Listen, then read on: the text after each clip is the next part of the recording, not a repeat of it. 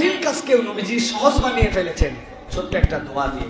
হযরত আনাস বলছেন, ইয়া হাইয়ু ইয়া কাইয়ুম বিরহমাতিকা আস্তাগীস। আল্লাহ নবী বলতেন, হে বিশ্ব চরাচরের ধারক, হে চিরঞ্জীব, আমি আপনার রহমতের আশ্রয় প্রার্থনা করলাম।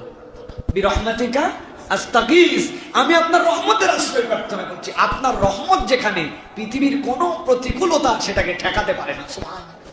অতএব এটা পড়বেন, ইয়া হাইয়ু ইয়া কাইয়ুম বিরহমাতিকা আস্তাগীস।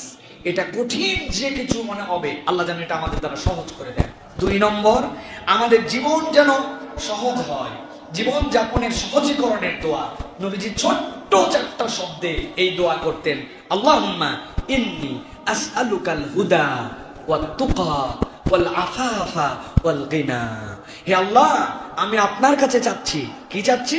ইন্নী আসআলুকাল হুদা, আপনি আমাকে সঠিক রাস্তা দেখায় দেন। ওয়াত তুকা, আল্লাহ আপনি আমাকে খোদা ভীতির পথ দেখায় দেন। ওয়াল আফাফা, আল্লাহ আপনি আমাকে সতীত্ব দেন। সতীত্ব মানে কি? পবিত্র জীবন আপনি আমাকে দান করেন। ওয়াল গিনা, আমার অভাব দূর করে দেন।